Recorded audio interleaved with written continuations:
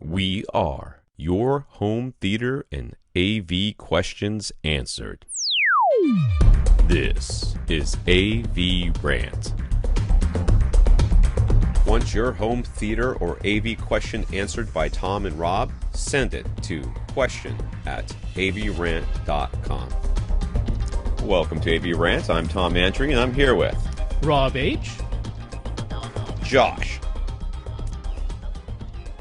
Josh's new dedicated theater has no wife acceptance factor to worry about. I think we have to change that spousal. It should be, yes. Yeah, but anyways, he doesn't completely care what it looks like when the lights are on. He only cares about the image and sound quality, and the room is completely light controlled. Mm-hmm. And hopefully, it has a door. Okay, I'm assuming it has a door. Sounds like it. He says dedicated theater. Yeah.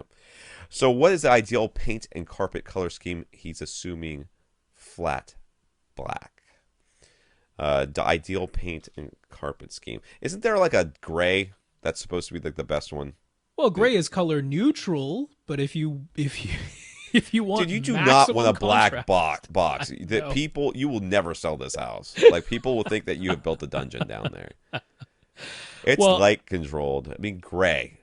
I cannot recommend a fully black room. I'm sorry. I draw the line there. That's no. If you go to Sherwin-Williams and you look up the paint color is literally called gray screen, but then there's a whole family within the gray screen family that are darker and darker and darker, but they're extremely color neutral.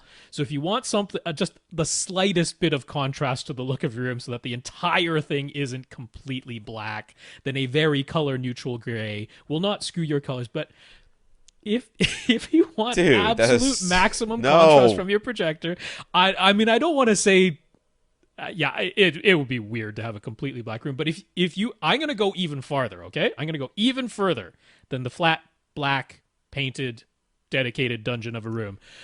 If you go to Seymour AV, this thing in velvet, right? You're going to go to Seymour AV, yes. They do sell velvet. Now, they sell the Fidelio black velvet, which is quite expensive, all right? That is like the blackest thing except for carbon nanotubes.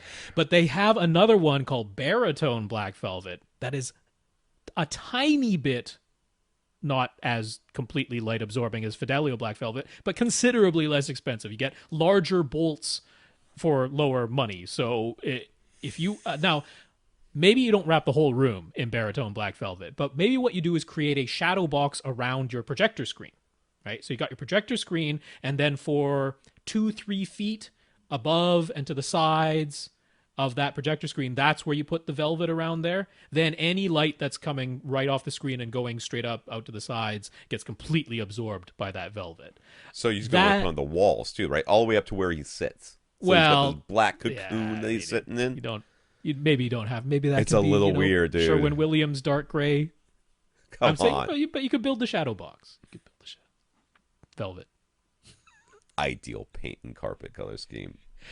But yeah, I mean, for maximum contrast, yes, non-reflective black. That is the maximum for contrast. He's considering having two screens, a 16:9 tab tension retractable screen and a fixed frame 2.35:1 screen. What's the cheapest 2.35:1 fixed frame screen that still performs well?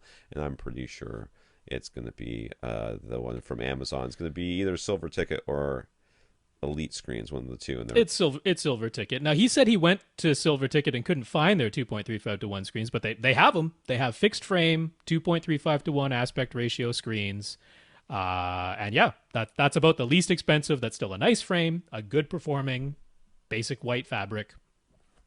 And I'm a fan of this. I'm a fan of having your CinemaScope screen mounted on the wall and then a 16:9 screen that can come down in front of it. Just make sure your sight lines, when that screen comes down, it completely covers the screen behind it.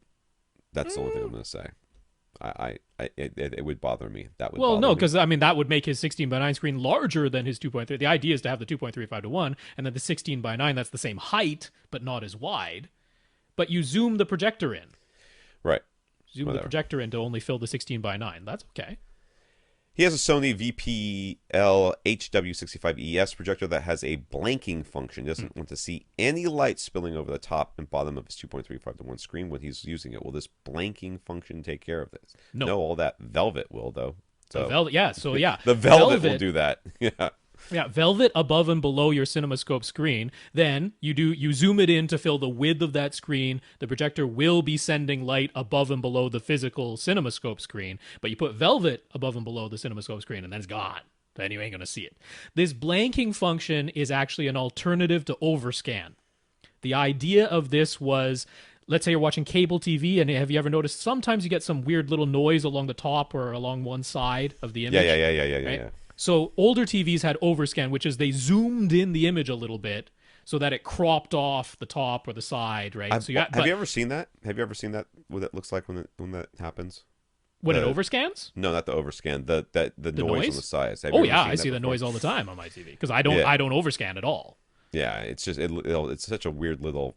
It's basically you're Flickering. seeing the audio. It's like you're seeing the audio channel. Yeah, that's right. What you're seeing. That's the audio signal that's going along with it. Yeah, image. so all they're doing here, this blanking function, all they're doing there is allowing you, instead of zooming the image in a little bit and overscanning it, which would take you away from perfect one-to-one pixel mapping because you zoomed it in, you scaled the image a little bit. What this does is it leaves the image there, but it lets you blank a few pixels on any side that you choose to get rid of the little bit of noise that's around the edge of the image. But that's all it is. It's not something, and even if you blacked out the top and bottom enough to create a CinemaScope, it's still the black of the projector. It's not that it's producing no light whatsoever. It's that it's producing the same black that the projector produces. So it's really no different than having the black bars above and below. Your velvet will be fine. The velvet. In the velvet is what you want. That's part of the screen frame anyways. So. Right.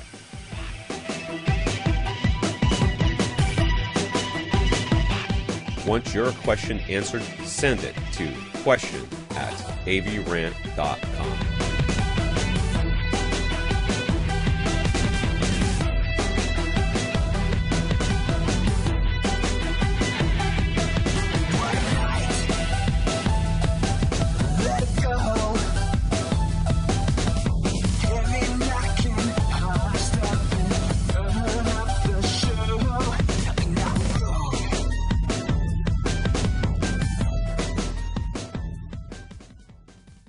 This is AVRant.